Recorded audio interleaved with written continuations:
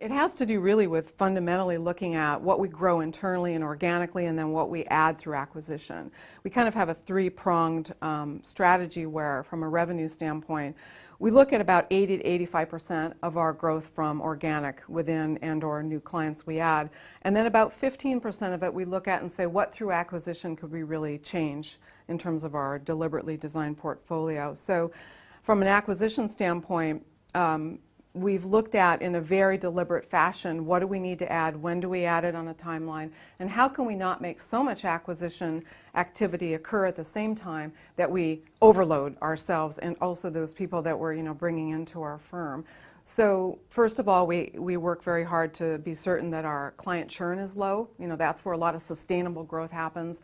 And second of all, we look at then what are the areas where we want to addend the people we have and bring in through acquisition. And we do have a 3 to 5 year target list of those we're going after in acquisitions, and then very deliberately putting them on a timeline so that we do that in the right way, make sure that those really pay off. I also think, though, you're asking about sustainability in the sense of the bigger picture and our footprint on the planet. And without question, we have to run our company, as I would hope every firm was doing, in a way really that regards our environment and regards our responsibility as an employer. We have almost 1,000 people. We have a place on the planet, and do we regard that responsibly? So we give away 1% of what we make every year, regardless of how bad the economy is. We also offer a lot of volunteer hours for our people. So again, we can all live up to that sustainable kind of growth, good growth, not just growth for growth's sake.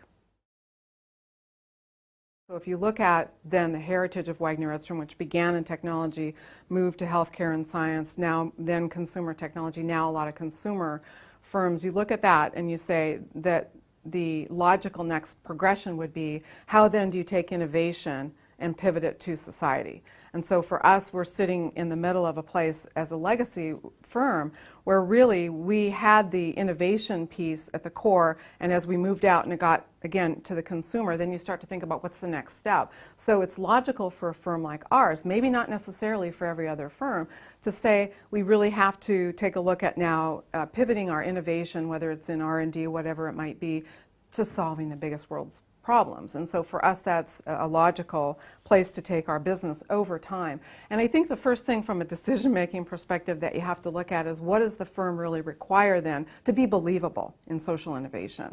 Because if it's innovation that's pivoted to social impact, nobody's going to believe that a firm can do that unless the firm itself is really socially responsible. And so that's the first step that we've really undertaken, is what do we as a company need to do differently to really when a CEO comes and says, what communications firm should I use? We can be believable, we can be authentic, I can be in the field, I can talk about what I've done. The firm stands up to every single criteria in terms of sustainability, and we're really working towards those goals. So that's where we stand today in social innovation. So maybe not for other PR firms, but for us, sustainability and running our company that way means that we believe that those companies who are now pivoting their innovation to major world problems can believe that we really can walk the talk. I guess I would say it's the best time to be in our industry.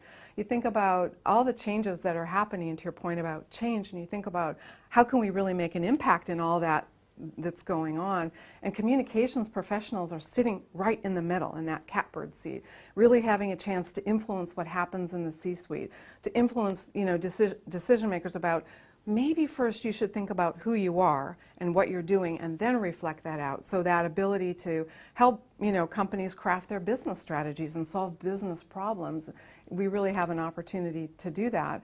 And we also have more at our disposal for being able to bring those voices out, get the messages across. I mean, you and I both know that there's so many ways we can build these integrated campaigns, so we have more opportunities than ever to weave it all together once a company's figured out really what their key messages should be. So I think it's a great place to be, and I love my work every single day, and it's because of the people that I have a chance to rely on and count on and do my work with. But it's also because the communications industry has a huge opportunity to really make an impact.